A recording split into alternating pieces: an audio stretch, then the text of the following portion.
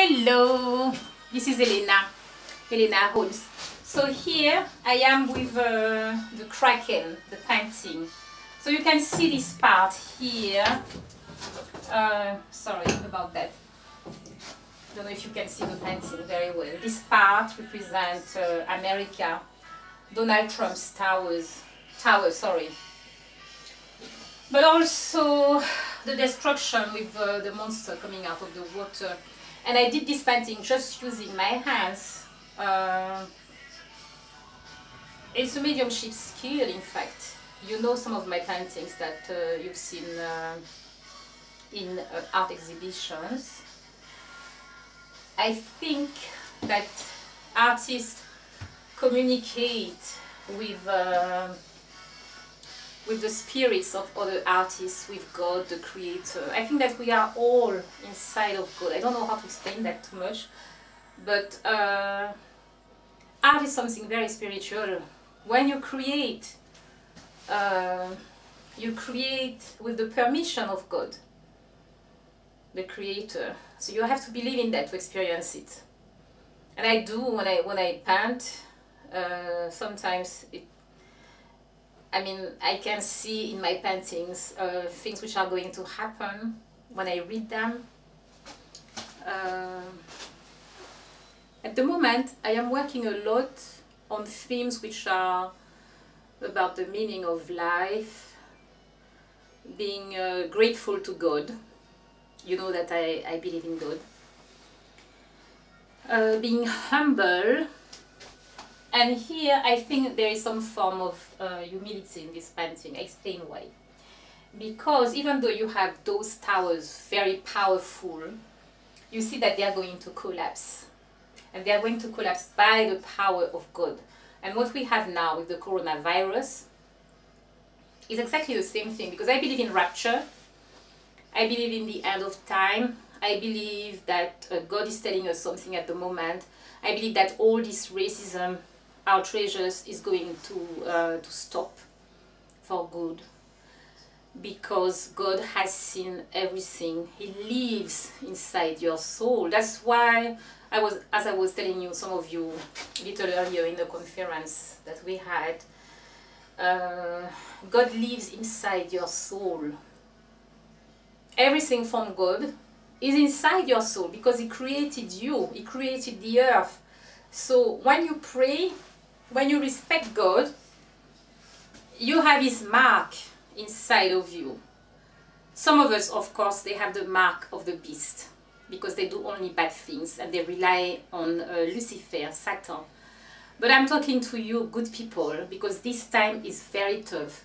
You have to be wise, being very careful. Do not lead into the games of those who call for much more hatred and violence, because violence, hatred is not going to help anybody. We need to heal from the COVID-19. We need solidarities with Africa, Brazil, Cuba. How comes, for instance, that Cuba, I take the example of Cuba, Cuba is helping the whole world. And I don't see people sharing so much respect for Cuba or asking to end the COVID-19 embargo on Cuba, to stop the genocide on Haitians. Every now and then we see people calling for Black Lives Matter. But the lives of true Africans do not matter for them, such as Cubans and Haitians or Africans from the continent. So this is called the Kraken, and here what I see in this painting is a world collapsing. I know when I did it the very first time, about a year ago, I was, wow, it looks like destruction, something is going to fall. At that time I thought, okay, I hate Donald Trump, he's been abusing everybody black, he must be impeached. Okay, so that's something about Trump and America. The more I look at it, I think it's something about the world. This part, I looked recently in the press, it's a bit like the Lebanon towers where you had the terrorist attack. And I'm sure that we will have much more violence. because it is true that I can prophesy things. I am a medium, it is true. So, but I do pray a lot, and I do not prophesy things by myself. As I say, it's when I pray that I hear God telling me things sometimes, because I ask him questions. Like today, I was asking God, why did they kill that man, Jacob Blake, 7 times? Why did a policeman shot 7 times? Bam, bam, bam, bam, bam, bam, bam, bam, bam. And the man was turning his back. He's not fighting. And his children were in the car.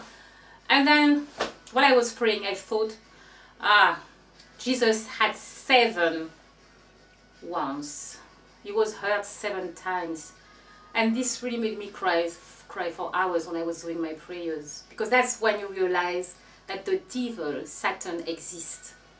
He's mocking everybody now. It's a reenactment of the crucifixion of Jesus. African slavery is exactly like Jesus on the cross. Each Africans who were enslaved, they became saints. Trust me, I know that. I know that when I pray, when I ask something to God and I call upon the African saints to help me in my troubles, in my battles. You must stop calling yourself slaves. White people, they like when you look at yourself like a slave, a descendant of slaves. They laugh. They call you slave. You are not a slave. You are the descendant of saints. You have to research what is a saint. How people pray saints, call on saints. You are descendants of saints. You call on the saints. You call on Jesus, on Mary. You call on the African saints inside of you, in your DNA, your ancestors, and ask them to help you, to guide you, to bless you, and to stay in the light of God. Because the soul, that's what matters. When I'm gone, I want my soul to go and meet God. So nothing is going to come between God and myself going towards God. I will not go low at the level of my enemies. Never. They will never see that. Never. I invite you to think like that. I invite you to think when you are humiliated, I don't care. Because what you're doing to me, you did it to Jesus. And you are this person, this white man, worshipping Jesus. But you do not respect him because what you're doing to others is what you did to Christ. So we are not descendants of slaves. We are descendants of saints, African saints. We have millions of saints in our DNA. And in fact, we are the only one to have it, Africans. Africans have been martyrs in air, underwater, in fire, in the earth. The Orisha, the dust, where the saints, where the soul, the body goes back after death. We are in everything, in every element. Okay, stay blessed and peace and love. I wish you a lot of blessing, a lot of prayers, a lot of compassion. Compassion, because in fact, when you have compassion, you have prayers, you pray to the Lord, you will have answers, because God lives inside your heart. It does. It does live inside your heart. Do not make God homeless. Let him stay inside of you. Bye-bye. I love you and I pray for you every day, every day, every day. And thank you for being your art director, for working with you. Your films, they are safe. I work on your art. I research everything, storyboards, books, whatever. And as soon as you can resume, you will resume. But at the moment, please stay safe and bless.